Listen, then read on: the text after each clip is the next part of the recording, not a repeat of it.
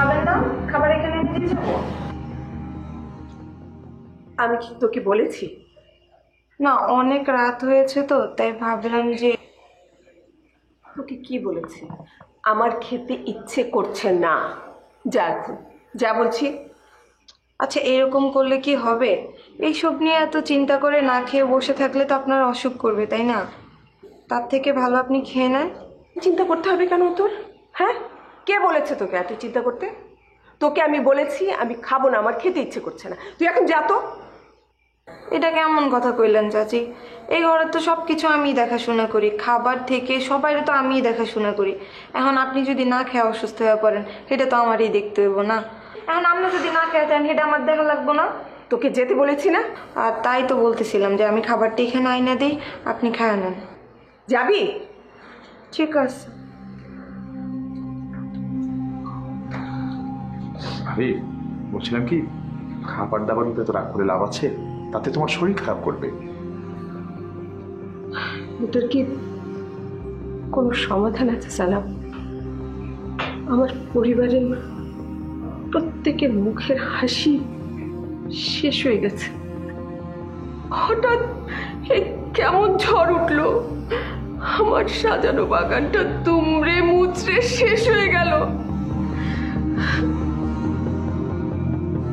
কোনো ঝড়ই কিন্তু দীর্ঘস্থায়ী হয় না। তুমি দেখবে এক সময় সব ঠিক হয়ে যাবে।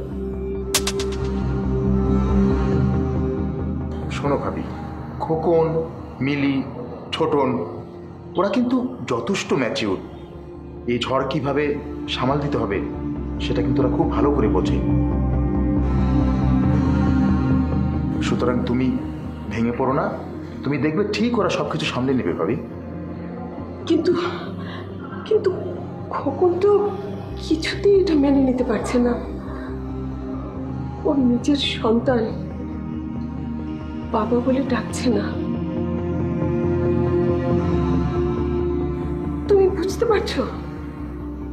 ওর সামনে ওর সন্তান ওর ছোট ভাইকে বাবা বলে ডাকছে, নিজের সন্তানের পরিচয়টা পর্যন্ত দিতে পারছে না। এটা কোনো বাবা এটা কোনো বাবা মেনে নিতে পারবে না। এমনকি নিজের পিতৃ পরিচয়টা পর্যন্ত সে তার সন্তানকে দিতে পারছে না। বাবা হিসাবে খোকনের কেমন লাগছে তুমি বুঝতে পারছো? ওর ভিতরটা ফেটে যাচ্ছে। ও কিছুতেই মানতে পারছে না।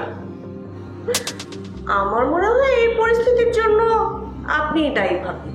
তখন তো খুব বলেছিলেন বাড়ির বউকে ছোট ছেলের সাথে বিয়ে দিয়ে বাড়িতেই রাখবেন। আমার কথা তো শুনলেন না। আমি এত করে বললাম, আমার কথা আপনি শুনলেন না। আমাকে তো আপনি শত্রু মনে করেন। আপন মনে করলে ঠিকই আমার কথা আপনি কানে শুনতেন। লোকে এখন ছি ছি করছে, এক বাড়িতে দুই ভাইয়ের এক বউ।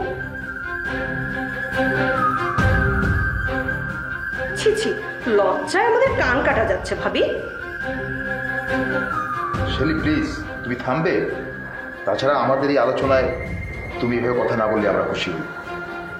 এই দেখো, যার জন্য করি চোরি সেই বলে চোর। আর এখানে আমাদের পেলে কোথায়? আমি কি তোমাদের পর? আমি এই সংসারের জন্য কিছুই বলতে পারবো না? আমার কি কোনো অধিকার নেই? আসলে তোমাদের তো ভালো কথা কানেই ওঠে না, এটা আমার আগেই বোঝা উচিত ছিল। আহারে, খোকনের কথা চিন্তা করে খুব মায়া হয়। বাবা হয়েও সন্তানের মুখে বাবা ডাকটা শুনতে পারছে না। এর চেয়ে কষ্ট আর কি আছে বলো তো? সব ঠিক আছে শেলি, মানলাম, কিন্তু তার জন্য যে ভাবি দায়ী না তুমি তা ভালো করে জানো। তারপরেও তুমি কেন ভাবিকে দায়ী করছো সেই জন্য? আহা, আমি ভাবিকে কোথায় দায়ী করছি? আমি তো দায়ী করছি ভাবির নেয়া কিছু ভুল সিদ্ধান্তকে। শেলি, আমি কোন সিদ্ধান্তটা ভুল নিয়েছি বলো তো?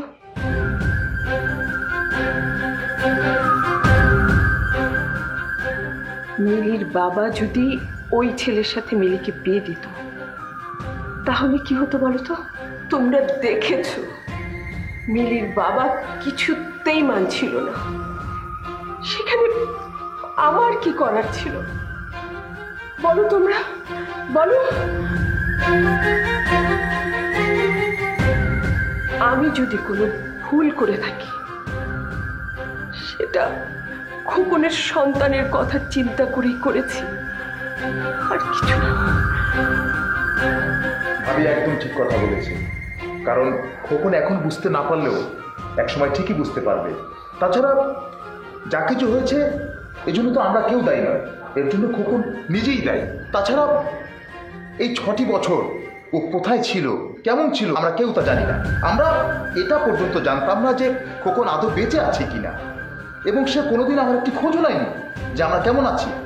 এখন 6টি বছর পরে সে এলো, কোথায় ছিল, কি করে এলো, কেন এলো, তাও তো আমরা এখনো কেউ জানি না।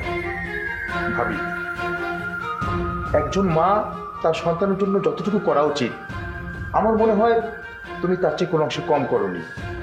অনেক রাত হয়েছে ভাবি, আমি শেফালিকে দিয়ে খাবার পাঠিয়ে দিচ্ছি, তুমি বরঞ্চ খেয়ে ঘুমিয়ে পড়ো ভাবি। সেটা চলো।